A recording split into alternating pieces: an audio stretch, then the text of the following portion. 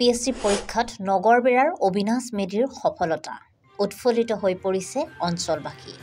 সদ্য ঘোষিত এপিএছচি পৰীক্ষাৰ ফলাফলত কামৰূপ জিলাৰ পকু সমষ্টিৰ অন্তৰ্গত নগৰবেৰাৰ এগৰাকী মেধাৱী শিক্ষাৰ্থীয়ে উত্তীৰ্ণ হৈ সমগ্ৰ নগৰবেৰা অঞ্চলবাসীক গৌৰৱান্বিত কৰি তুলিছে।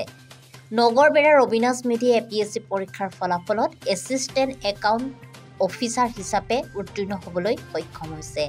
অবিনাশ মেধিৰ নগৰবেৰা পুখুৰীপাৰা গাঁৱৰ অৱসৰপ্ৰাপ্ত প্ৰধান শিক্ষক অমিয় কুমাৰ মেধি আৰু শিক্ষয়িত্ৰী জ্যোৎস্না দাসৰ সুসন্তান। অবিনাশ মেধিৰ এই কৃতিত্বত অঞ্চলবাসী উৎফুল্লিত হৈ পৰিছে আৰু ইয়াৰ লগতে মেধাৱী ছাত্ৰজনে 2013 চনত গুৱাহাটীৰ শংকৰ একাডেমীৰ পৰা উচ্চতৰ মাধ্যমিক চূড়ান্ত পৰীক্ষাত সুখ্যাতিৰে উত্তীৰ্ণ হোৱাৰ পিছত আৰ্য মহাবিদ্যালয়ৰ পৰা স্নাতক ডিগ্ৰী আৰু কটন বিশ্ববিদ্যালয়ৰ পৰা সুখ্যাতিৰে গণিত বিষয়ত স্নাতকোত্তৰ ডিগ্ৰী লাভ কৰিবলৈ সক্ষম হৈছে। Bureau' report DS news. যথেষ্টখিনি ভাল লাগিছে। 2019 পৰা মই লাগি আছিলোঁ এক্সামটোৰ কাৰণে। তো আজি 5 বছৰ পিছত মোৰ APSC লিষ্টত মোৰ নামটো আহিছে, গতিকে যথেষ্টখিনি ভাল লাগিছে। সেইটোৱে কি ক'ব, অঞ্চলবাসী এনেকুৱা সুনাম কঢ়িয়াই আনিছে, মনটোত আজি কেনেকুৱা লাগিছে মনটো? হয়, ভাল লাগিছে, কিন্তু মই ভাবোঁ যে যদি আমাৰ অঞ্চলৰ পৰা আৰু দুজনমান থাকিলেহেঁতেন মোৰ আৰু বেছি ভাল লাগিলেহেঁতেন। কাৰণ মই ভাবোঁ আমাৰ অঞ্চলত যথেষ্টখিনি প্ৰতিভা আছে।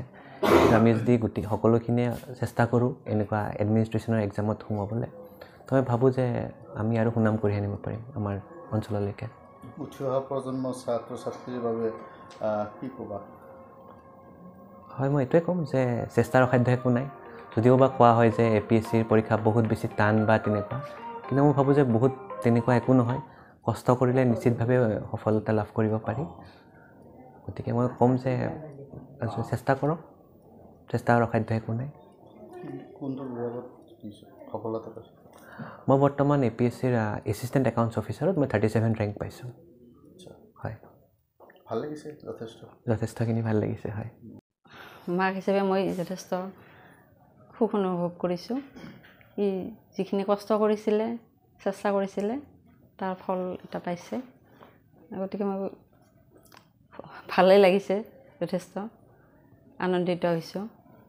সি এই দিশত আৰু আগবাঢ়ি যাওক, তাকে কামনা কৰোঁ।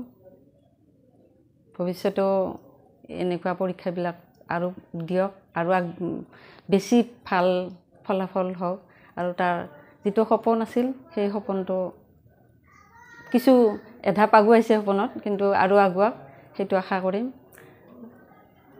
এইখিনিয়ে মোৰ ক'বলগীয়া। লগতে মোৰ এই চেনেললৈকেও মই ধন্যবাদ জনাইছোঁ।